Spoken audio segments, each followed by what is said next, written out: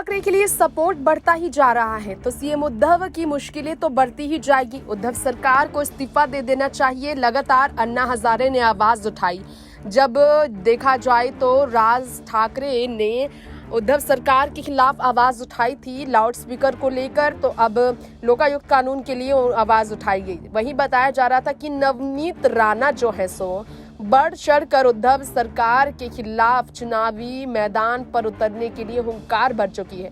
वो कहती है सीधा सीएम उद्धव को वो चुनावी मैदान पर हराने के लिए तैयार है। लेकिन मुख्यमंत्री पद के लिए चुनावी उम्मीदवार कौन होगा महाराष्ट्र में? राज ठाकरे ने भी मनसे के प्रमुख के तौर पर बीजेपी से सपोर्ट इसलिए चाहा ताकि मुख्यमंत्री का चेहरा उन्हें बनाया जाए, क्योंकि बाला साहब ठाकरे ने शिवसेना की कमान उद्धव ठाकरे को सौंपी। लेकिन राज ठाकरे को जब तवज्जो नहीं मिला तो कहीं ना कहीं उन्हें तकलीफ थी। अब ऐसे में कुछ दिनों पहले देखा जाए तो बीजेपी विरोध पर उतरी थी राज ठाकरे के उनके अयोध्या दौरे को लेकर। अब जो है बीजेपी उनके सपोर्ट में खड़ी नजर आ रही है। आपको बताना चाहेंगे कि राज ठाकरे को अयोध्या दौरे से पहले उनके साल 2008 से लेकर 9 में उत्तर भारतीयों के साथ मारपीट की घटना के लिए माफी मांगने के लिए कहा गया था। लेकिन मुंबई भाजपा से अब राज ठाकरे को सपोर्ट मिल रहा है। मनोज तिवारी के बाद ठाकुर, जी हां, आपको बताना चाहेंगे कि अध्यक्ष मंगल प्रताप लोढ़ा के आदेश पर दूसरे प्रवक्ता जो है उदय प्रताप सिंह ने बयान जारी किया था भाजपा के जो अध्यक्ष हैं उनकी तरफ से कि देश में किसी को भी धार्मिक स्थल पर कोई भी जाकर दर्शन करने से नहीं रोक सकता। तो अयोध्या दौरा तय है राज ठाकरे का। अयोध्या श्री राम भक्त के रूप में मनसे अध्यक्ष का स्वागत किया जाता है, ये बताया जाता है। वहीं आप सबको बता दें कि 21 मई को राज ठाकरे जवाब देने वाले हैं।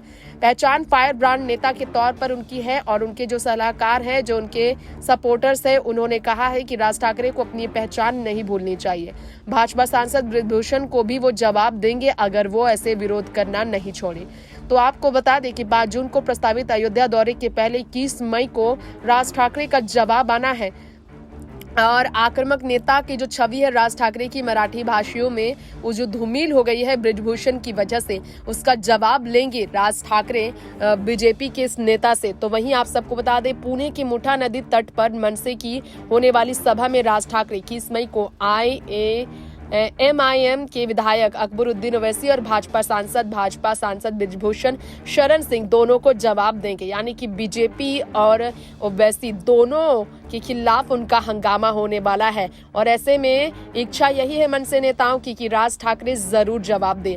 दोनों नेताओं के बयान अभी ठाकरे शैली में जवाब दे, ये भी कहा जा रहा है। सुल्तानपुर में सांसद बृजभूषण सिंह ने जवाब दिया था कि व्यक्तिगत दुश्मनी नहीं है राज ठाकरे से, लेकिन बताया जाता है कि उनकी नहीं है हैसियत की पहुंचा सकते हैं व्यक्तिगत उन्हें नुकसान, लेकिन उन्हें रोकना ही होगा। तो वहीं आप सबको बता दें कि यूपी ही नहीं बिहार झारखंड भी राज ठाकरे को घुसने नहीं देंगे, ये तक कहा जा रहा था बृजभूषण की तरफ से। ऐसे में आप सबको बता दें कि यहाँ पर आपको ये शायद मालूम ना हो, राज ठाकरे को लेकर मनोज तिवारी ने भी कहा कि वो बृजभूषण से बात करेंगे। तो ये आपको बता दें